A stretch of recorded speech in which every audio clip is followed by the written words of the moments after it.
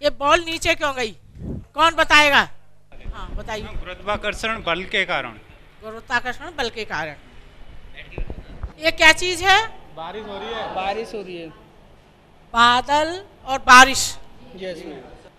ये क्या चीज है ऊपर आप देख रहे हो? पंखा। पंखा। अब गुरुत्वाकर्षण का नियम कि कोई भी चीज अगर हम ऊपर फेंकते हैं, जमीन में जो बल होता है वो अपनी तरफ चीज को आकर्षित कर लेता है, यानी ऊपर फेंकी हुई वस्तु नीचे चली जाती है। इसी तरह से आपका जो दूसरा उदाहरण है कि जो पानी भाप बन के बादल में जाता है और जब वो कंडेंसिंग होके बारिश के रूप में आता है, तो इस तरह से ये भाप जो पानी बना और बादल बारिश के रूप में नीचे आया। तीसरा आपका जो उदाहरण दिया है मैंने कि पंखा, तो इसमें क्या क्या चीजें हैं? मैम हाँ, विद्युत ऊर्जा को यांत्रिक ऊर्जा में बदलता है। यानी ये जो पंखा है एक यंत्र है। दूसरा जो इसमें विद्युत है। तीसरा जो विद्युत है वो परिवर्तन हुआ यांत्रिक ऊर्जा में, तो इनका जो सहसंबंध से ये पंखा चला। तो इस तरह से जो सिद्धांत से तात्पर्य होता है कि कोई भी जो सिद्धांत तर्कपूर्ण वाक्य होता है उसमें चर होते हैं। चर से तात्पर्य कि पंखा, विद्युत और उसका यांत्रिक ऊर्जा में परिवर्तन, जिसकी तहत ये जो हमारा पंखा है चल रहा है।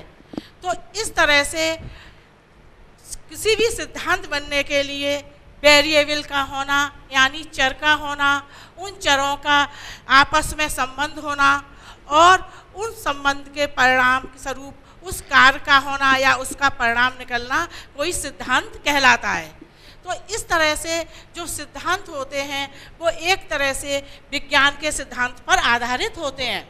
अधिकतर जो प्रिंसिपल्स होते हैं कि भौतिक विज्ञान में, रसायन विज्ञान में सिद्धांत का प्रयोग होता है, लेकिन भौतिक विज्ञान में जितनी शुद्धता होती है सिद्धांतों की उतनी मानविकी के विज्ञानों में नहीं होती। लेकिन मानविकी के विज्ञान जो हम शिक्षण है, एक मानविकी का विज्ञान है, तो उस शिक्षण भी विज्ञान है और कला है।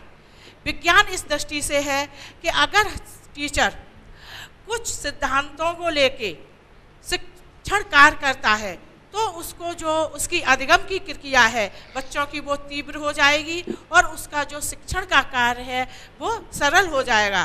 तो इस तरह से जो हमारा मानविकी विज्ञान में या शिक्षा शास्त्र में या शिक्षण के सिद्धांत में, शिक्षण विषय में भी अगर टीचर कुछ सिद्धांतों का पालन करे तो वो अपने टीचिंग के कार्य को अच्छी सरल तरह से कर सकता है और बच्चों का जो सिखाना चाहता है या उसका जो उद्देश्य है उसको प्राप्त कर सकता है।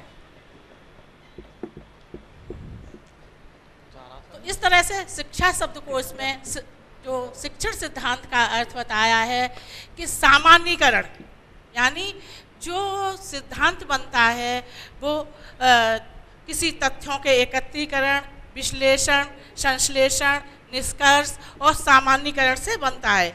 इसी तरह से शिक्षण में जो सिद्धांत बताए गए हैं वो शिक्षाविदों ने उन तर्कपूर्ण वाक्यों में उनको समाहित कर दिया है। अगर शिक्षक अपने शिक्षण में अगर उन सिद्धांतों का पालन करता है, अपने शिक्षण में उनका नियोजन और व्यवस्थित करता है तो उसका शिक्षण कार्य आसान हो सकता है।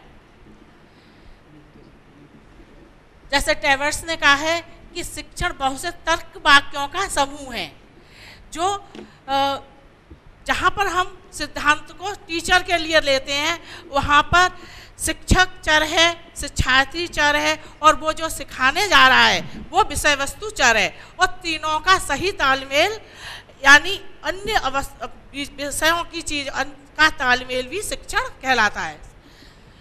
इसी तरह से जो स्मिथ ने कहा है कि किसी भी शिक्षण सिद्धांत में 3 तत्व अवश्य होने चाहिए।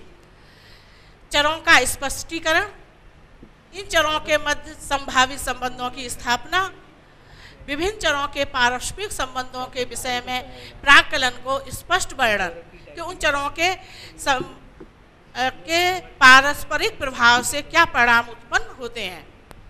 इस तरह से हम देखेंगे कि शिक्षण में किन किन सिद्धांतों का अगर शिक्षक पालन करे तो अपने शिक्षण कार्य को आसान बना सकता है। ये हमारे शिक्षण सिद्धांत हैं, शिक्षण अधिगम के सिद्धांत। मनोविज्ञान में आपने पढ़ा होगा सीखने की थ्योरीज कि शिक्षण के कुछ थ्योरी मनोवैज्ञानिकों ने बताई हैं जिनके आधार पर बच्चा सीखता है, जैसे प्रयत्न और भूल की थ्योरी। और अभी जो बाल विकास में पढ़ा था आप बताइए, और मनोविज्ञान में सीखने की कौन सी थ्योरी है? भारती बताइए। मैम कोहलर का सिद्धांत है जिसे हम सूझ का सिद्धांत भी कहते हैं।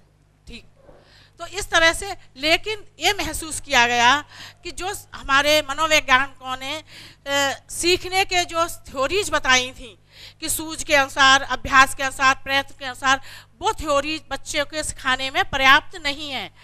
इसीलिए अन्य विद्वानों ने मिलकर शिक्षण के सिद्धांतों का प्रतिपादन किया कि अगर इन शिक्षण सिद्धांतों का अगर हम पालन करते हैं तो टीचर बच्चों को अच्छी तरह से सिखा सकता है।